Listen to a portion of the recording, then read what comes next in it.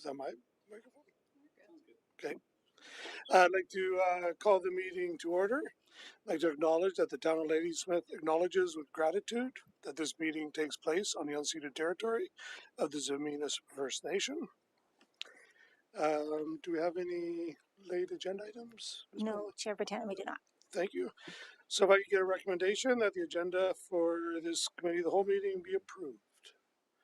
Councillor Gourlay and Councillor Mackay. Do we have anybody opposed? Seeing none opposed, thank you. Moving on to minutes. Minutes of the committee of the whole meeting held January 28th, 2025. And the recommendation is that the minutes of the January 28th, 2025 meeting be approved. See Councillor Patterson there, seconded by Councillor Mackay. Is anybody opposed? None opposed. Thank you. Moving right along. Reports. Short-term rental regulation. So the recommendation is that the committee of the whole recommend that council, 1, give first and second readings to official community plan bylaw 2022, number 2200, amendment bylaw 2025, number 2205. And 2, undertake consultation and a public hearing pursuant to the Local Government Act. Moved by Councillor Mackay, seconded by Councillor Gourlay. I was going to move an alternative. I don't want to move it yet. Oh. But we haven't had a second yet. So would we like to have conversation first? So we can get Councillor Gurley's thought pattern. I'll look to staff. What's the best thing to do? Should we? Yes, you can, and then you can make any amendments after the fact. After seconded? Okay, so Councillor Patterson, you want to second it? Any opposed? We're just going to have discussion. Yes, I'm sorry, discussion. I don't feel like we got the balance on this one right in the summer, and we've all had feedback. I've had numerous people reach out who operate short-term rentals. The clarity that we were seeking to provide there, we didn't quite get it right. I think part of the reason was we talked a lot about bed and breakfast. That's simply not how the industry works anymore. It's not bed and breakfast operators who are providing short-term rentals. It's Airbnb and VRBO and whatnot. And the units have their own kitchens, and we didn't provide those provisions accurately. So I think this is causing a lot of confusion and distress for the people who were operating short-term rentals. And I know that this recommendation was contemplated in the original bylaw with TUPs, but I'd like to take a look at the bylaw itself. And part of the matter that confuses me on this is the recommendation to provide TUPs to, it sounds like whole residences, whole houses, and not provide them to suites and carriage homes. And this confused me greatly when we looked at the bylaw, the dwelling unit term. I don't think that secondary suites should be prohibited from having short-term rentals. I don't hear anybody saying that they should be. In feedback from the community, it seems like a perfectly reasonable use of part of your own house to have a short-term rental, and almost nobody, unless they live in that zone downtown, is able to use their secondary suite as a short-term rental with the current bylaws. So what I'd like to do is defer any enforcement, notices of non-compliance and so on, until a new bylaw can be drafted or amendments to the current bylaw. And the alternative that I'd like to pursue is something like blanket zoning that does allow short-term rentals as part of in a legal secondary suite or coach house, in a legal permitted secondary suite or coach house, not in a full residence.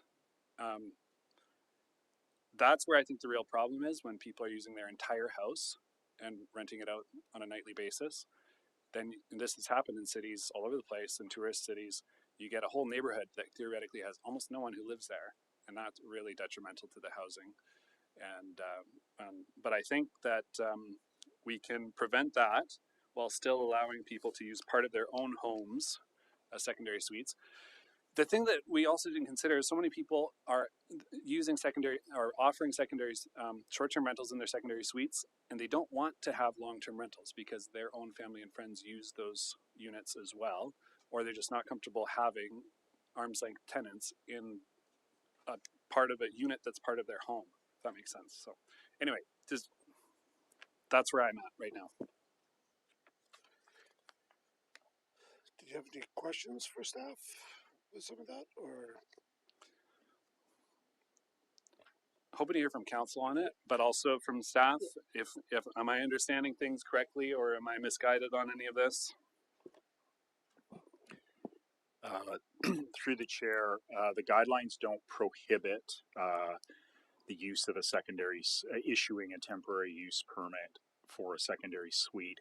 What they do is generally discourage the use, the conversion of housing that would generally be available to low and middle income tenants from being converted to short-term rentals. So secondary suites are listed as an example, but it doesn't necessarily mean that an owner would be prohibited from obtaining a temporary use permit for a short-term rental in a secondary suite. For example, we've spoken with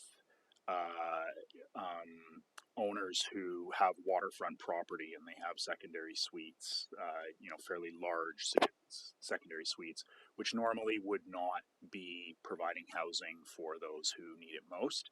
So in that case, council could certainly issue a TUP for that secondary suite. So temporary use permit guidelines are guidelines. They do not need to be rigidly applied. So that would be the, it doesn't necessarily prohibit the issuance of a temporary use permit for a short-term rental in a secondary suite. The guidelines simply note that that type of housing tends to be crucial for addressing the housing crisis, and so the tourism benefits of converting one of those suites needs to outweigh the loss of housing, or encourages council to consider those benefits in contrast with the loss of housing. So each of these would be decided on a case-by-case basis. Councillor Patterson and then Councillor Mackay. Thank you. Yeah, I did want to hear from staff. Okay, but where does that leave us? Because this, the provincial regulations that take effect May the 1st, if we don't have anything in place, where does that leave us and already existing STRs? Through the chair, as of May 1st, all short-term rentals in British Columbia must have a registration number. In order to obtain a registration number, you have to have a business license, and in order, in Ladysmith, you have to have a business license, and in order to have a business license, you have to comply with municipal bylaws. So that would mean if we do not have a system in place to legalize or allow short-term rentals by May 1st, those listings will be taken down from the various platforms, Airbnb, VRBO, Expedia, etc. So those listings will be taken down, and then there is a second deadline. It's noted in the report. I believe it's June.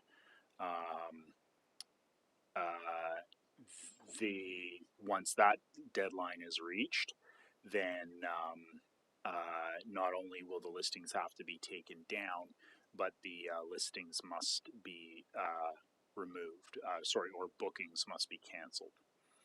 So there's a soft deadline of May 1st where they won't be able to secure any more bookings, and then June 1st, the platforms must cancel any bookings for any unregistered short-term rentals.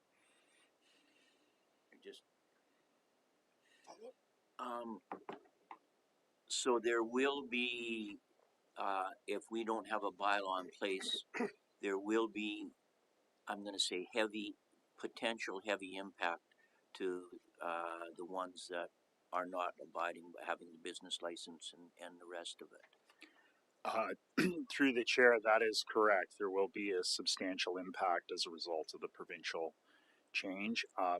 In any event, there is likely to be a substantial impact. Many of the short-term rentals we've observed through the platform do not comply with a number of municipal bylaws, specifically the requirement to get building permits.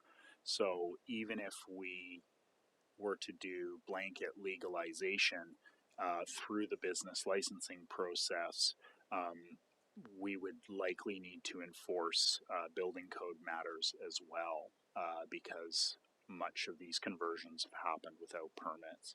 So there is going to be a disruption to the industry in Ladysmith. There are going to be impacts regardless of council's chosen course of action. Thank you. Councilor Mackay. Thank you. And I'm just trying to get my head around the whole concern.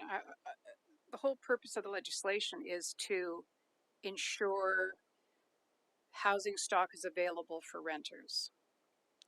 And so, and what we're suggesting with this work is to have a temporary use permit available for council to determine if a certain residence location would be a good addition to the temporary to the accommodation stock. In which case, a entire house could be used, or full suite, or whatever. And I also note that the as long as we are having a vacancy rate of above 3%, then we don't have to really worry about it as much. If we have a vacancy rate of 3%, then we don't need to enforce anything. We have the option. Is that accurate? We have the option to enforce, or we can just be more liberal with it. Through the chair, so the temporary use permit guidelines have certain thresholds. So the way it's currently drafted, the number of temporary use permits that will be issued is tied to the vacancy rate. So if the vacancy rate is zero temporary use permits will be issued. If it's between 0 and 1%, it's 5. If it's between 1 and 2%, it's 10. And then once it reaches 3% or higher, the guidelines suggest that council could issue as many temporary use permits as it wishes to. Currently, based on the calculation method in the guidelines, the average vacancy rate is between 1 and 2%. So it's in that third category, which would mean that if the bylaw were adopted today, the guidelines which suggest that council would issue up to 10 temporary use permits, put another way, the council would have 10 approved temporary use permits in place until the vacancy rate exceeds 3%. Okay, thank you. And just to confirm, how many residences do we currently have which are listed with one of these sites that would be affected by the change in the legislation, that are not part of the accommodation zones that we already have identified? How many do we have outstanding for consideration? We're looking through the chair. We estimate that there are about 28 non-compliant listings. Now, some of those might just simply be ones that are eligible for a business license that haven't obtained one.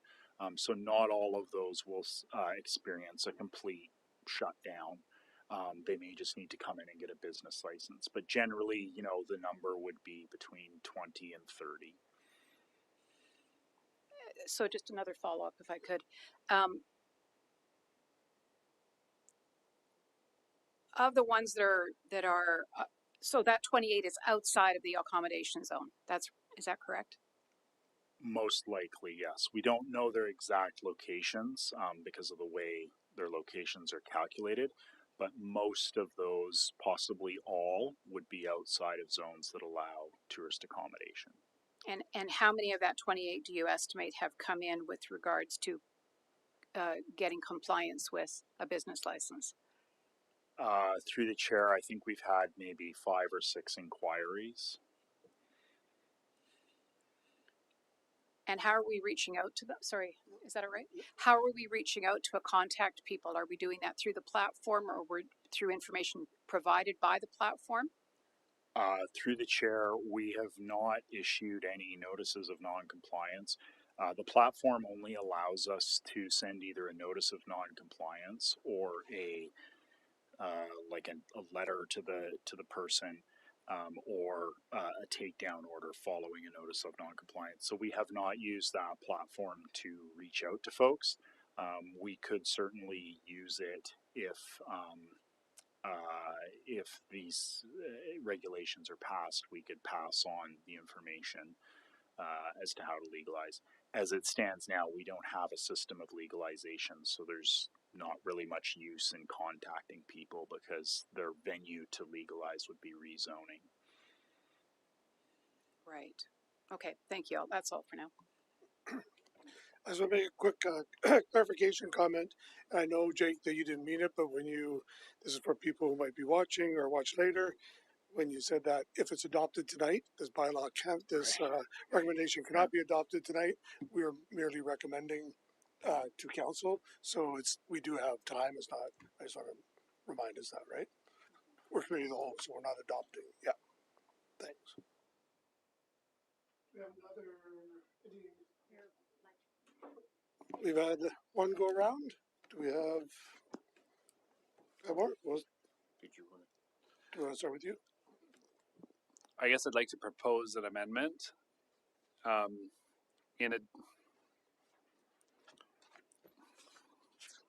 don't know if it's an amendment to it or not, but I'd like to pursue blanket zoning for legal suites that were constructed with a permit to allow for short-term rentals. There are 6 of them, I think it says in the analysis. There's a whole bunch that are not, that were not built with permits, and I don't think anyone is advocating that they should be able to get business licenses. They skipped a step. They need to make that right first. But I'd like to open that possibility to the permitted secondary suites to use their suites as short-term rentals on a blanket basis.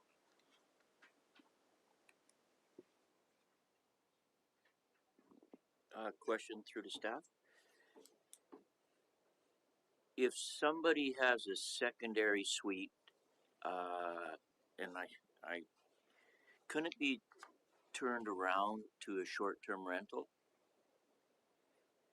And so is the potential there that we will lose some regular residential to short-term rental?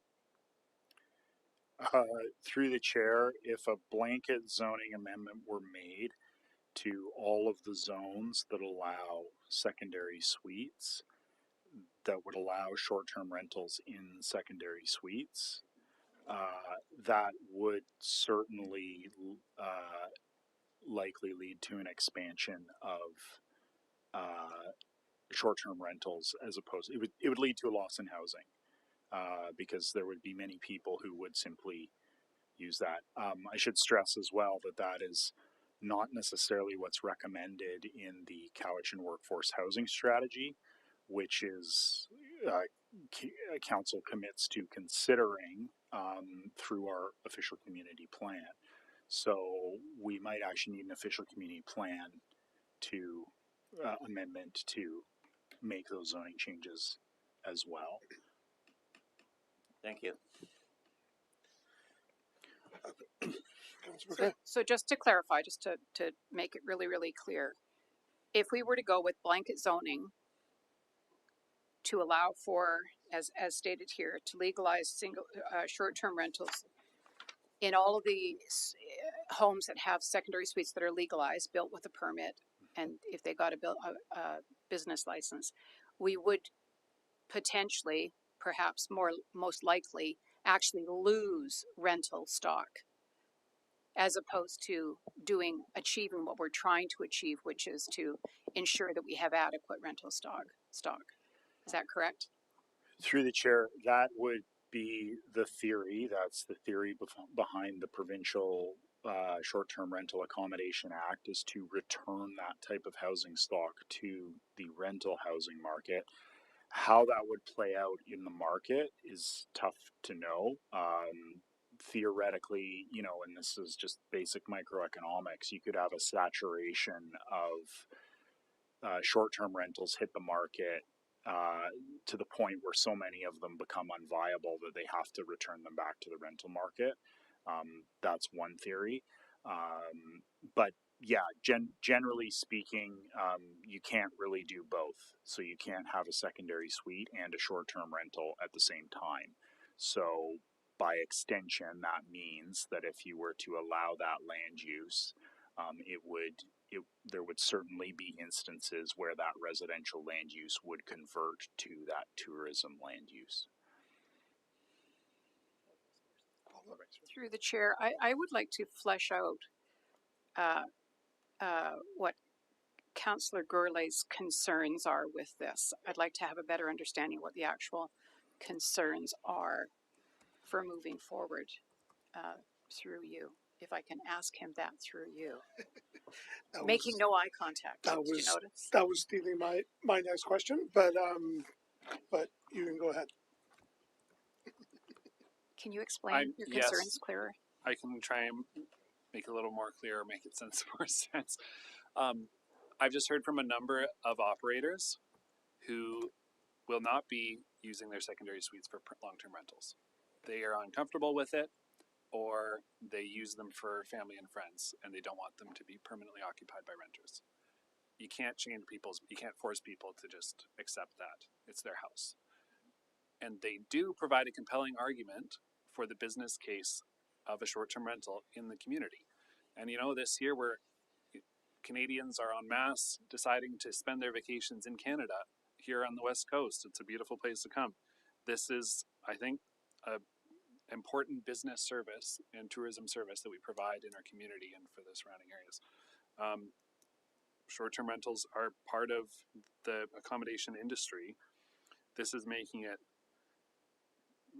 exceedingly difficult to operate in that part of the industry.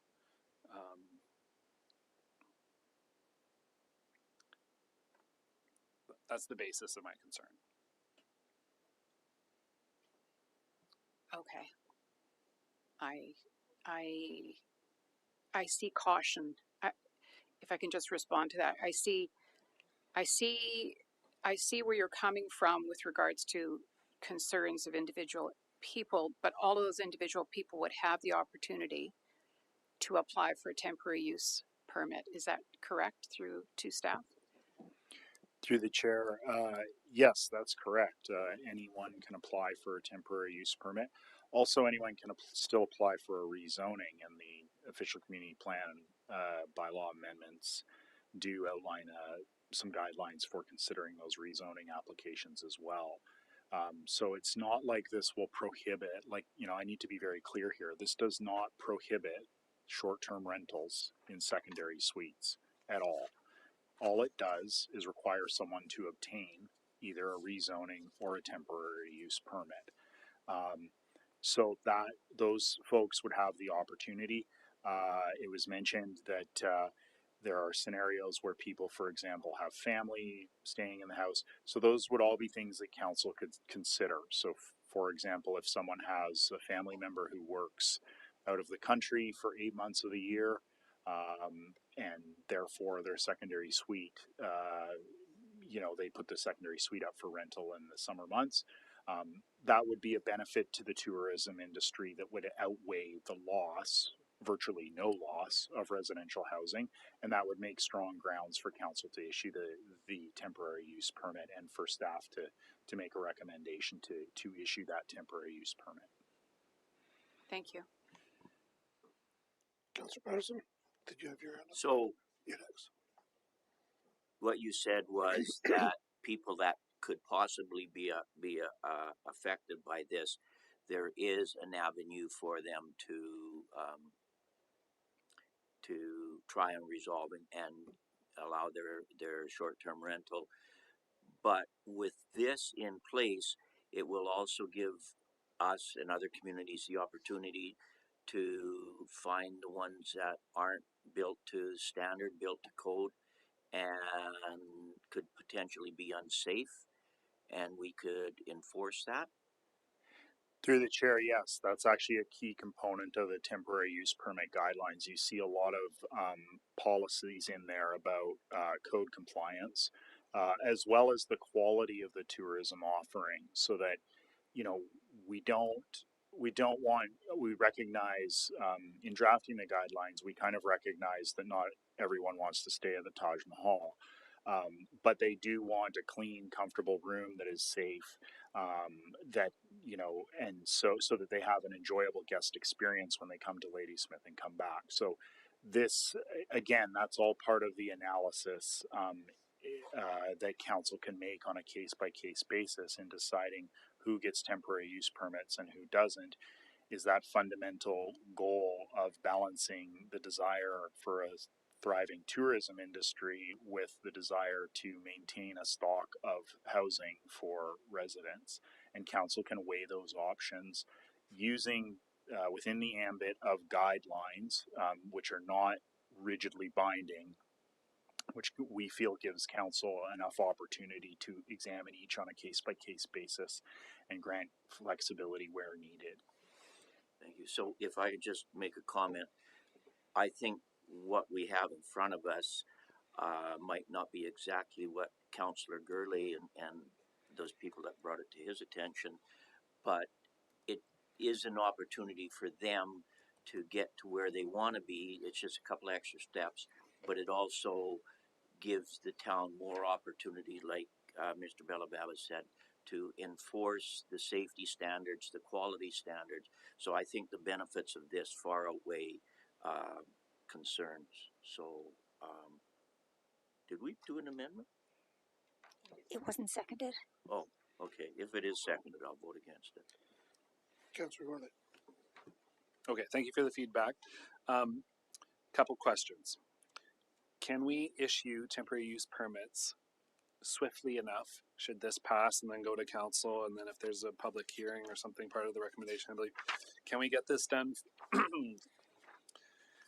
quickly enough to prevent the deadline from canceling bookings that are in place with short-term rental operators who would apply for it?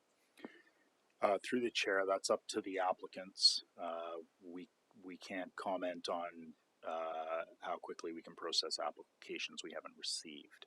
So we have obviously not received any because this hasn't been adopted.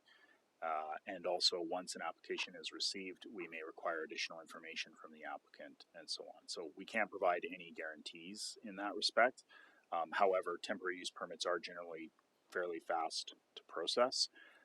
So theoretically, if everything was code compliant and there weren't any issues, and applicants were working diligently to get applications into us as soon as possible, we could avoid the deadline for many operators. Follow up, please. Thanks for the information. I get it. The other thing is, it wasn't, I think, part of the report in August, but it was discussed. Can we, the idea of having other exemption zones or tourist accommodation zones on other portions of the waterfront? Right now, it's kind of part of the waterfront in the north end of town and a little sliver on the south end of town. Mostly it's around downtown. Can we, just expedite the process of expanding those exemption zones to other tourist hotspots, so to speak? Through the chair, that's possible. We would have to amend the zoning bylaw to do that. But yes, it is possible if council wants to go that route. Council should specify where they'd like those zones to be. Otherwise, staff would have to perform an analysis and make a recommendation to council.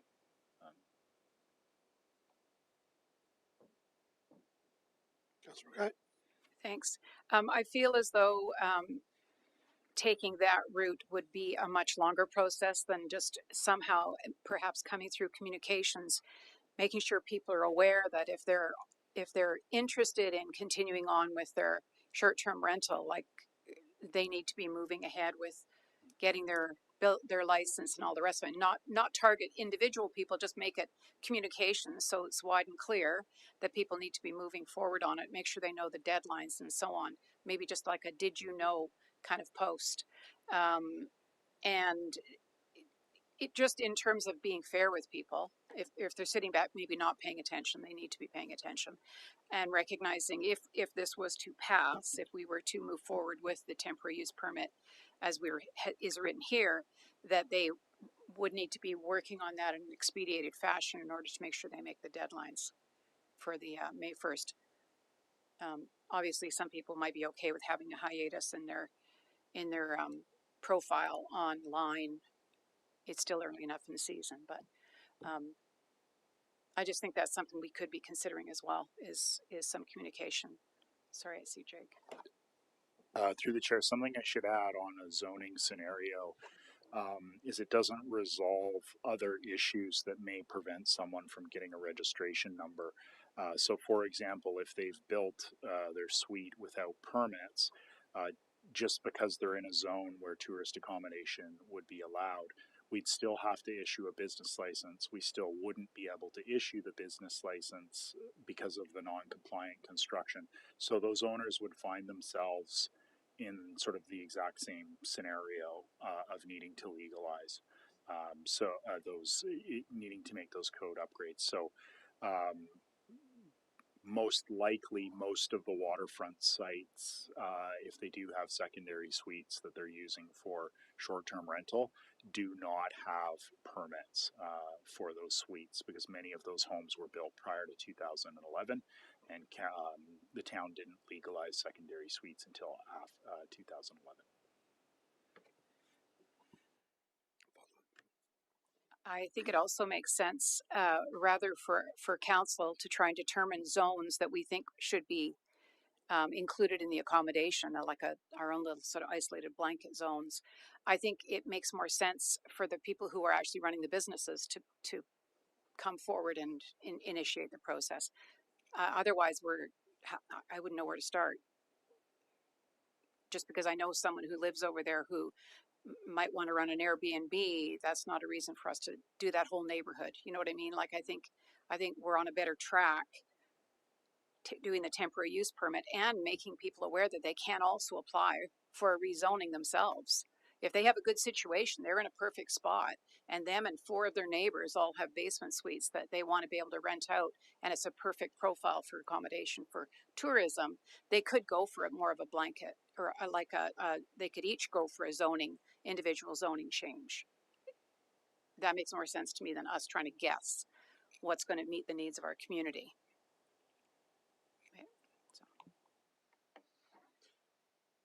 Do we have any more? It had been moved and seconded though, right? Just no. The original, yes, recommendation. The original recommendation. This is great conversation. Do we have any more questions or comments? Again, just a reminder, we are only recommending this to council, so there is still time for further discussion if we see fit. But thank you for bringing that forward, Councillor Gourlay. Seeing no more questions, I will call the question. All those in favor of the recommendation? Any opposed? Unopposed? Thank you. Good conversation, everyone. Moving on to 4.2. Amendment to Dog Licensing Control and Pound Bylaw 1996, number 1155. And the recommendation is that the committee recommend that council direct staff to prepare a bylaw to amend Dog Licensing Control and Pound Bylaw 1996, number 1155, to ensure its compliance with the British Columbia Guide Dog and Service Dog Act, SBC 2015.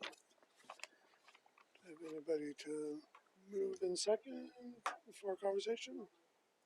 Moved by Councillor Mackay, second by Councillor Gourlay. Questions or comments? Councillor, sorry, Acting Mayor Mackay, sorry. I'll be counselor again soon enough. I'm test driving the title again. I just think this is a good thing.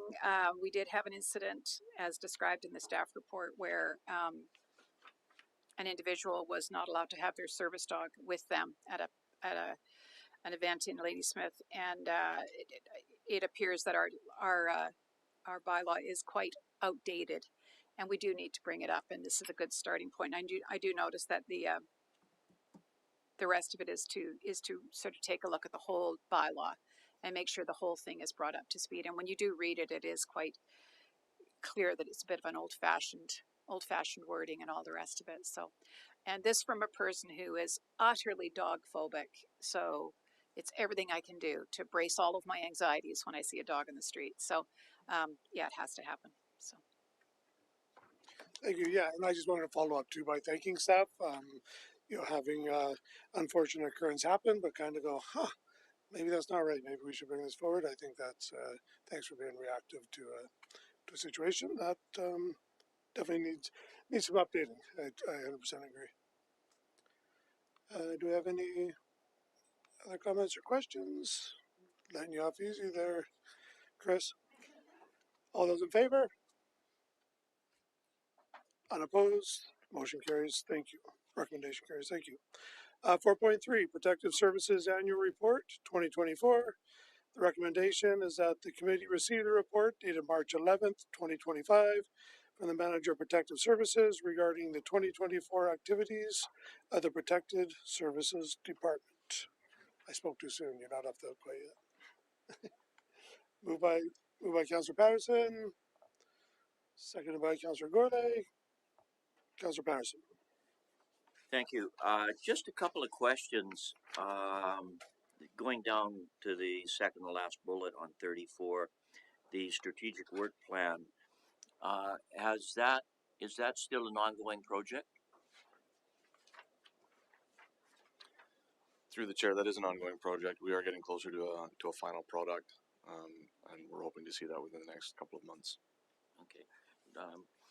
Just the I guess you can call it the complaints box department. Just maybe I guess a definition of some nuisance abatement. There was 14 of those, and property maintenance 41. What just generally what would those encompass? Again, through the chair, property maintenance covers graffiti, refuse, unsightly properties, weeds, accumulation of combustibles, those kinds of things. We're all handled under the property maintenance bylaw, and nuisance abatement similar. I'm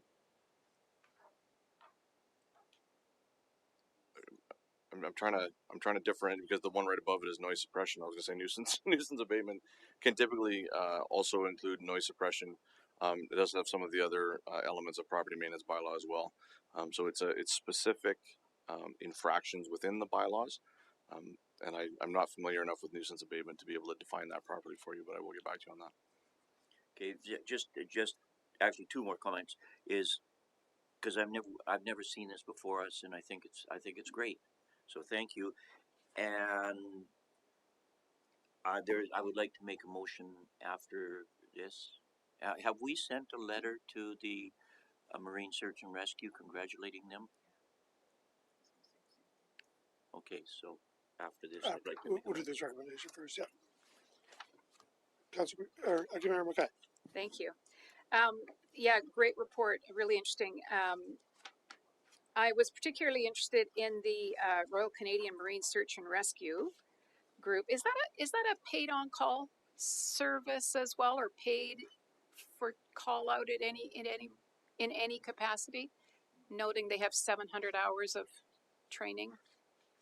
I couldn't answer that question. I'm sorry. I believe they're a volunteer organization, but I'm not sure if there's any. Okay. I couldn't answer that. Thank you. It's great to see it documented out like this. Maybe you're not in position to answer questions specific to this.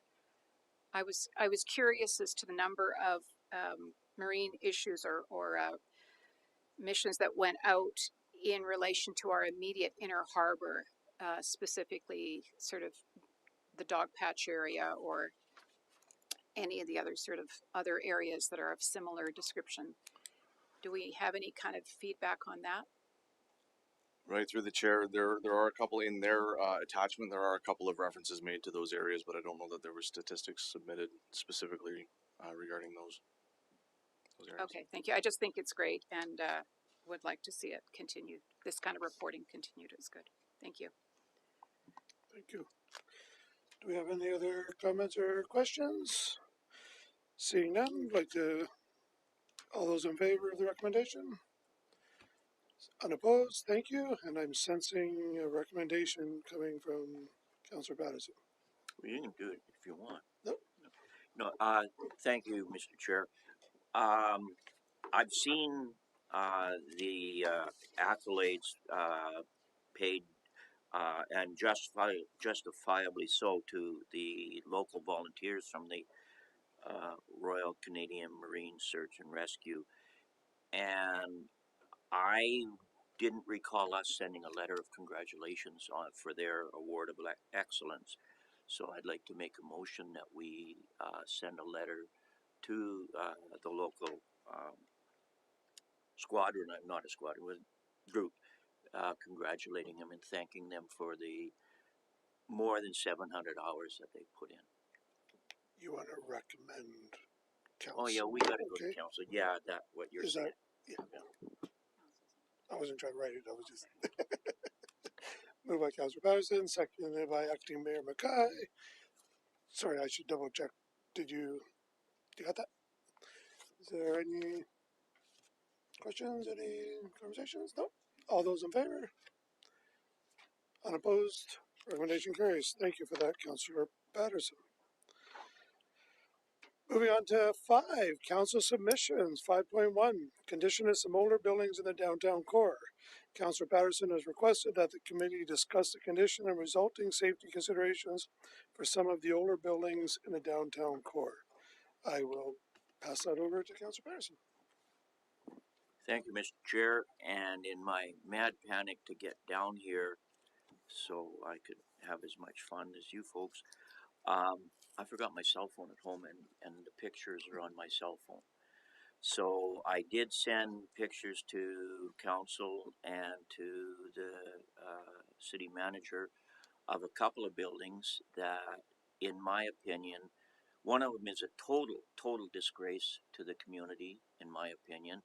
The other one is very unsightly in our downtown area, and both of them and a couple of others that I took today, I believe there's potential safety hazards with them. The one that I took today, all the electrical is going in these pipes at the back that aren't attached at the top, and there's ivy and stuff growing all over it.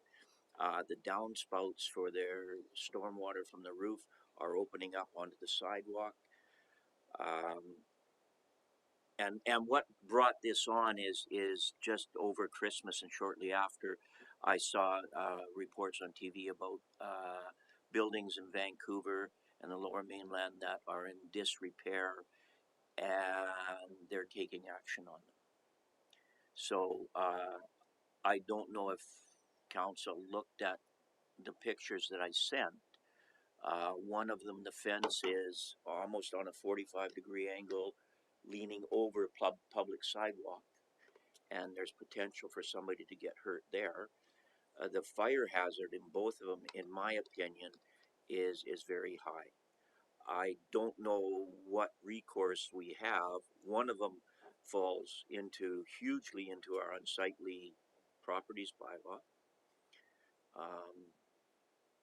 When I've worked in the Chamber of Commerce, I've had people come in and asking what it is, and it's quite disgraceful. So in our efforts to make this and live up to our standard of having one of the best main streets in the country, I think we're kind of letting it down a bit. So I wanted it on there for discussion and hopefully some kind of potential to either get the the owners to fix them, take away the hazards, or we do it somehow. So it's out there on the table. All right, for discussion, Councillor Gorley. To your knowledge, were the buildings occupied at all? No. One of them is, two of them, one of them is right now, and two of them aren't. Acting Mayor Mackay. Thank you. So would this be a situation where we would ask bylaw to take a look at it for obvious infractions? Would that be a start point to put it through to our bylaw officer? Through the chair, the committee could recommend to council to direct staff to investigate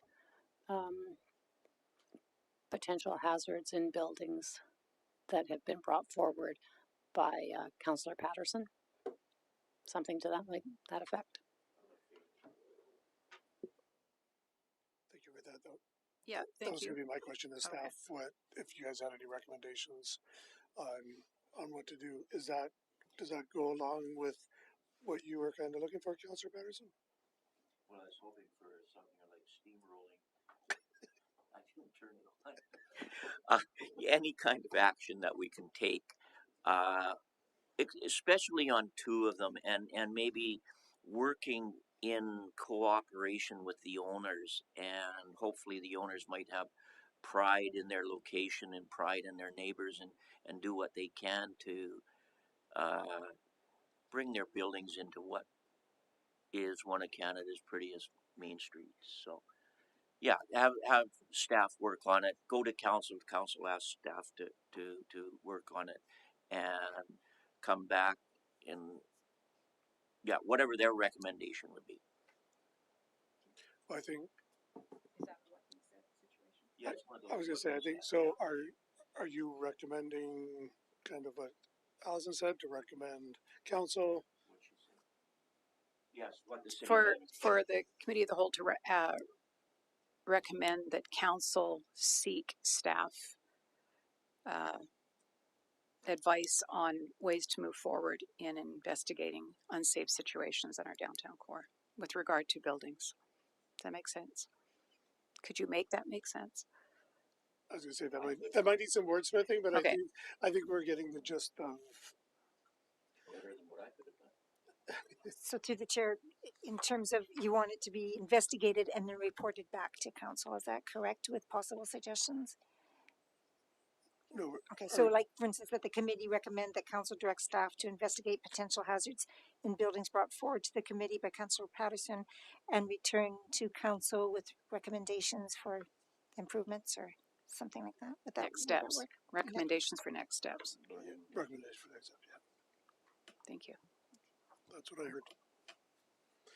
Do we have anybody to move that recommendation?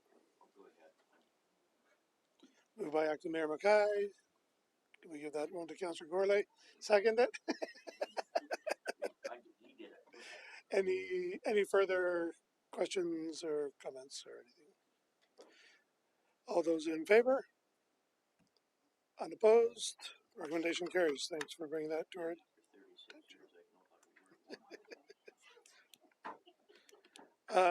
I don't think we have any unfinished business, do we, Ms. Boma? Any new business? No. And just before we adjourn, as for recommendation to adjourn, I just want to thank you for showing up. We got dangerously close to missing quorum, so good job showing up, you guys. Recommendation to adjourn the meeting. All in favor? Unopposed? Thank you, everyone.